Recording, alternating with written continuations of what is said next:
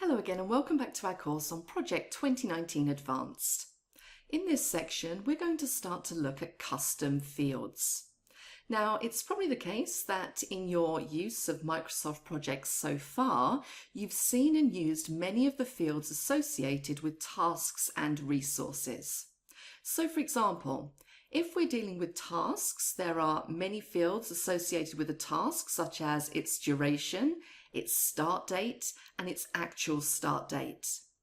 And although in some cases you'll specify values for these yourself, sometimes Microsoft Project does the job for you.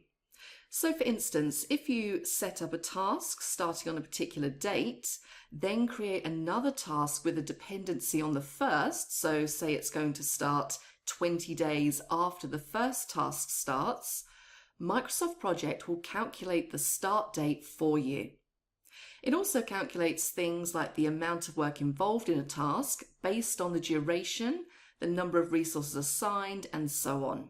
Although the number of fields available to both tasks and resources in Microsoft Project is very large, in any particular situation, it may be that there is other information that you want to store. And the way that we approach keeping other information is to use what are called custom fields. Now, the things that you can do with these custom fields are many and various, as we shall see.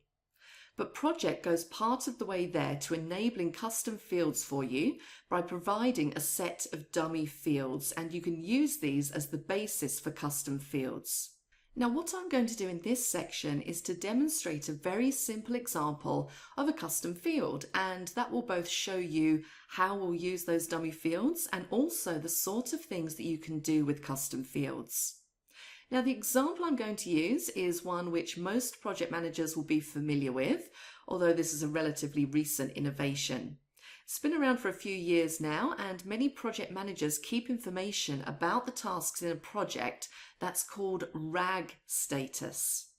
Now, RAG, R-A-G, stands for red, amber, green, and it's a very simple indicator of how a task in a project is going. Now, basically, the way this works is that for each task in a project, it's given a RAG status. So, for example, something that's going well on schedule, no particular problems, is given a RAG status of G for green. Something where there are some kinds of issues or some problems or some sort of threat to the overall performance of the project may get a status of A for amber.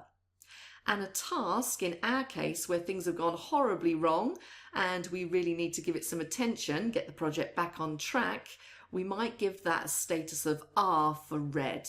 Now, people assign these statuses in different ways. So some project managers may assign status manually. Several might look at the situation and say, I'm going to make that a red task, or I'm going to make that an amber task. But in other cases, these values will be calculated based on the current performance of the project. So for instance, the RAG status may be based on time performance, how late is this task, or maybe based on cost, so how over cost is this task. Now in this section, I'm going to demonstrate setting up RAG status for use manually. So we're going to set up this new RAG status custom field, and then I'm going to assign values for the project here based on purely my own subjective assessment of the state of each task. Now, the project I'm going to demonstrate this on is a project for a new website for the company National Farm Foods. The details of the project at this stage don't matter, but what does matter is that I'm going to assign RAG status to the tasks in the project. So what I'm going to do is I'm going to go up and click on the project tab, which I fortunately already have selected. And then one of the options in the properties group is custom fields. And as things stand at the moment, I have no defined custom fields. Now, first of all, when we're working in a non-enterprise environment, we basically have two choices as far as custom fields are concerned. First of all, we can have a custom field that applies to tasks, or we can have a custom field that applies to resources. Now, on this occasion, we're going to set up a custom field that applies to tasks. Now, one of the things you need to decide early on is what sort of field is this? What type of field is it? And you can choose from the drop down on the right. You can have a text field, cost field, date, duration, finish, flag, so on and so forth. Now on this occasion, we're going to use a text field, so I can just click away. And my text field will only contain one character. It's going to be an R, an A, or a G, but it's still a text field. And with text selected here, it's showing me all of the dummy text fields available in the list. And if I scroll down, you can see that there's quite a lot of them. Now, generally speaking, there's no real preference over which of the available dummy text fields to use. You do get a total of 30, so hopefully that will be enough. And we only need one, so let's use the first one here, text 1. What we normally do is rename the custom field in order to make it easy to remember. So we need to kind of state what the purpose of that custom field is. So on this occasion, I'm going to rename it to be RAG.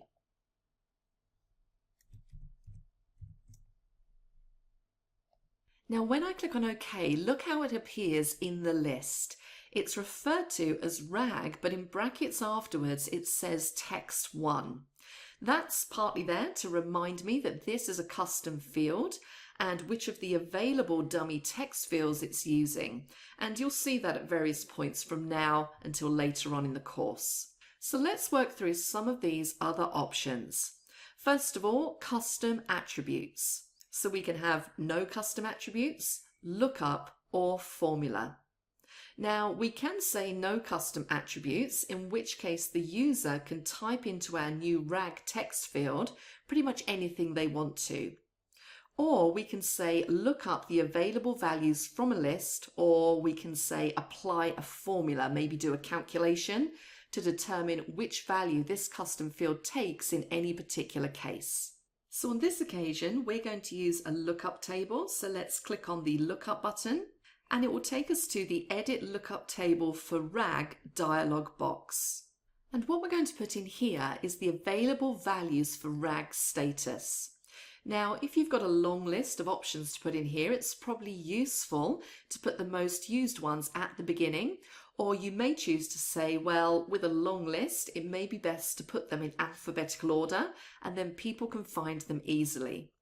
On this occasion, we only have 3 values, so let's start with the one we want to see the most often, which is G. So I'm going to click in the value field and just type G. I'm going to go across to description, and for this, I'm going to say that G means progress. Good. I'm going to put in my second value, which is A for amber. And the description for this one is just warning. And then finally my third option, which is R. And my description here is that there is an issue or an exception. Now, as you're putting these in, you do have a number of options. You can, for instance, change the order by selecting one and then using the buttons to move up or down. And you can also do things like cut a row, you can copy a row, you can paste, insert a row, and also delete a row as well. So don't forget that you do have those icons just above the table to help you manage your list as well. You also have some options underneath the table. So this one here, use a value from the table as the default entry for the field. Now, I want my default entry to be green, so the G. So I'm going to select it and I'm going to say use value from table as the default entry. And I'm going to say set default. And note now that the color has now changed to blue. So that tells me that that is the default for the field. I also have a couple of other options under here. So let's just expand where it says display order for lookup table. So I can choose to display the order by row number, so 1, 2, 3 as I have them here. I can choose sort ascending or sort descending, but I'm pretty happy just to keep it on by row number. And let's expand data entry options. And what we have here is it says allow additional items to be entered into the fields. Now, I really want to restrict this to just those three values, R, A, and G, so I'm not going to check this option. And another option I have right at the bottom is the ability to import a lookup table. So for instance, if I've been keeping my lookup values in an Excel spreadsheet or maybe a text file, I can import them using this facility. However, at this stage, I'm happy with the list that I've set up here, so I'm just going to click on Close.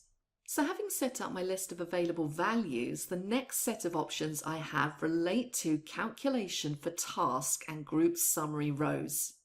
Now, let's suppose that I look at this particular summary task here, development, in my project. It has 3 subtasks, so 3 tasks within the summary task.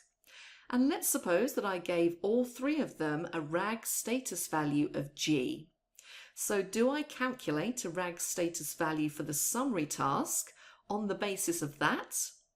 Or if one had a G, one had an A, and one had an R, would that make the summary task have a RAG status value of A, for example? Do I average it out in some way? Now, if you're going to do some sort of calculation on averaging for summary tasks, you can specify it here.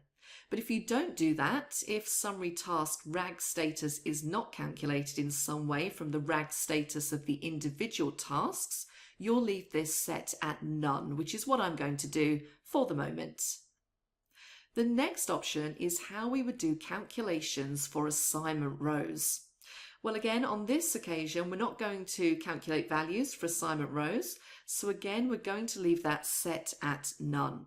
The final set of options here, values to display, gives us a choice between displaying the values R, A, or G, or using some sort of graphical indicators.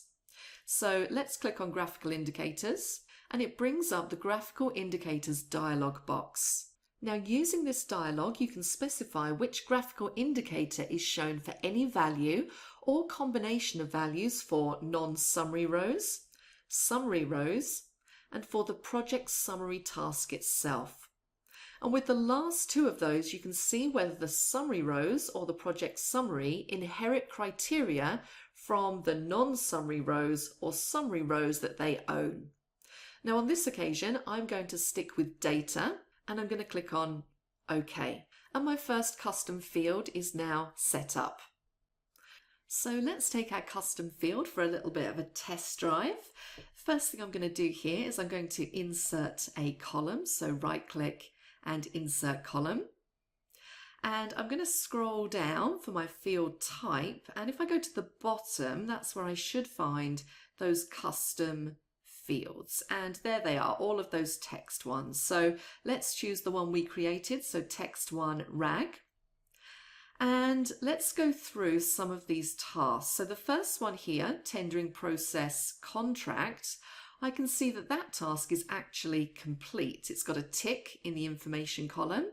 So I'm going to select the drop down, and I'm going to say that progress on that task is complete, or good in this case.